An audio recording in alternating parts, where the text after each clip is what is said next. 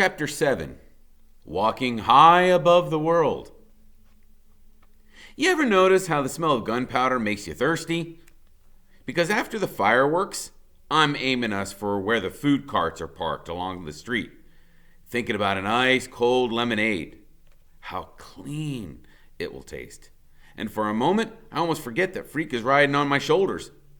Amazing perspective up here, he is saying. Is this what you see all the time? I'm not that big, I say. This way you're like 2 feet taller than me. Cool, he says. I love it. We're working our way through the crowd, and we're almost to the food carts when Freak tugs on my hair. Cretin, 2 o'clock, he says, real urgent. 2 more at 3 o'clock. I go, huh? What? The Blade and his gang, Freak hisses. They're locked onto us. Their trajectory is converging. Go to the left, he says. Make it quick if you want to live. Too bad I'm a little confused about rights and lefts.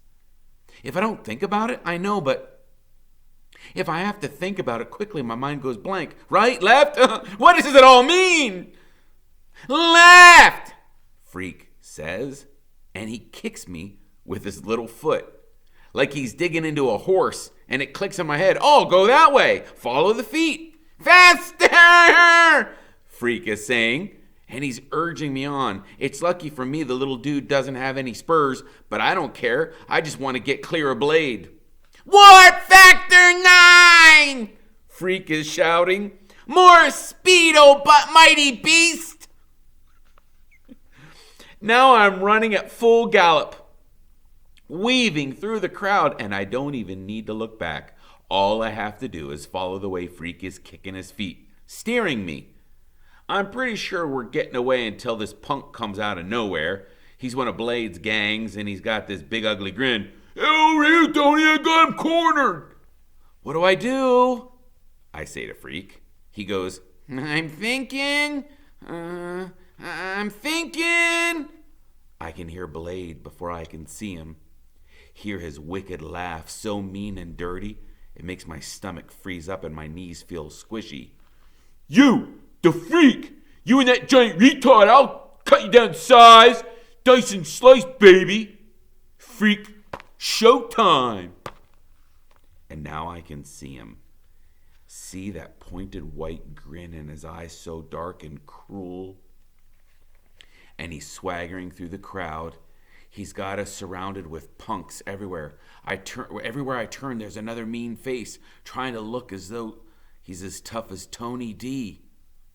In a small voice, I say, tell me what to do. And Freak pats me on the shoulder and says, just give me a nanosecond to process the alternatives. Slice and dice, baby. That's Blade, and he's reaching into his back pocket. Make it quick, I hiss, and then Freak is kicking my right shoulder, and I turn that way, and he's saying, go! Go! And I run right over this punk. He's so surprised, he loses his bubblegum, and he tries to grab my leg, but I kick free, and I'm running.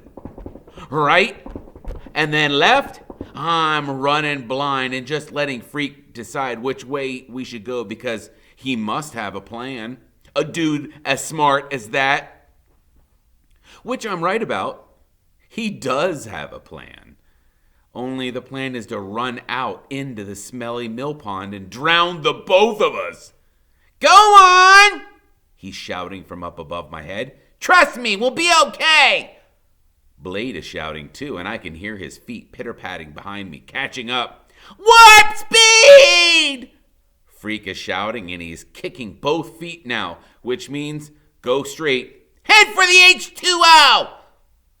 The pond is right ahead of me, and I'm sort of running along the edge, crunching over the bottles and cans and candy wrappers, and then I hear this zingy sound, and I just know that Blade is swinging a knife, cutting the air right behind us, and there's nowhere to go but into the pond like Freak wants me to do.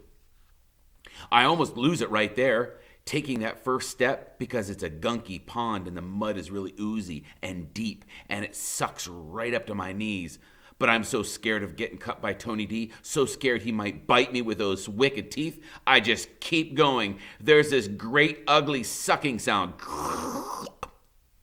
as my feet come back up out of the mud and I stretch out as far as my legs will go and I just take another step until I just keep going. I'm going so fast that the water is up to my chest before Freak gets my attention. He's tugging at my hair with both hands. Wow! He's saying, slow up, we did it! The mud is up around my knees and it's real hard to turn around. Finally, I get so I'm facing back at the shore and there's Blade, just his head above the water, and he looks all white and scared. Help! He's blubbering, choking on that dirty water, and then his punksters are splashing in to rescue him. Man, they can hardly get him loose, the way he's stuck deep in that mud, and before they drag him to the shore, they're all covered with slime and mud. They're gasping like fish, almost too tired to cuss us out. But that doesn't last long. Blade is covered with mud right up to his neck, which looks good on him. Natural. He turns to his gang, who looks as slimy as he does. Get some rocks! It's target practice time. What do we do now? I ask, because the mud is sucking me down. It's over my knees now, and the water's right up under my arms, and even Freak's feet are getting wet. Wait, Freak says. The cavalry is coming. Can't you hear that bugle? I'm listening, but I can't hear anything except for Blade and his gang. And now they're scrambling around trying to find some rocks to heave at us. I can see Blade rearing back to throw. The first one misses us. Can you move? Freak says. I don't think so. It's true. The mud is up over my knees, and I'm locked in place. I can't even fall down. That's how stiff it is. I'm like a big fence post, and everybody knows a fence post makes a good target. More splashes as the rocks fall short. At first, they're throwing stuff that's too heavy. Pretty soon, they're smarting up, and Blade says, smaller rocks! Give me some smaller rocks! And I know I'm in my heart, we're doomed. Then up above me, there's this really loud, high-pitched screech. Freak has his fingers in his mouth, and he's whistling, real shrill and shivery, and so loud it almost hurts my ears. And then I see what Freak has been seeing all along. A cop car cruising real slow along the road around the pond, which is what they always do after the fireworks. Freak is whistling, and the cop car spotlight comes beaming around in the pond until it settles on us. I'm blinking because the light is so bright, and Freak is making such a fuss and waving his arms, and we hear the metal megaphone sound of a cop voice ordering us not to move. Like we could even if we wanted to. It's hard to see in the glare of the spotlight, but Freak tells me that Blade and his punks are running away like snakes on sneakers. Freak says, Officers! Freak is shouting into the white light. We request assistance! They finally have to use ropes to pull me out of there. Freak won't let go. He stays right where he is on top of my shoulders, even when this cop in a boat tries to lift him off. And then we're up on the bank of the pond, and everybody is being real nice and giving us blankets and cokes and saying they know all about Tony D and they'll keep an eye on him. Don't you worry. Well, okay, boys. You'd better give us your names and we'll call your mothers. This one cop is saying. And there's this other guy who's looking at me funny. He says, Hey, isn't that Kenny Kane's boy? Must be. Old Killer Kane. Is he still on the inside? Freak is still holding tight onto my shoulders. And when they ask him for his name, he says, We're Freak the Mighty! That's who we are! We're 9 feet tall in case you haven't noticed! And that's how it started. Really. How we got to be Freak the Mighty. Slaying dragons and fools. and walking high above the world.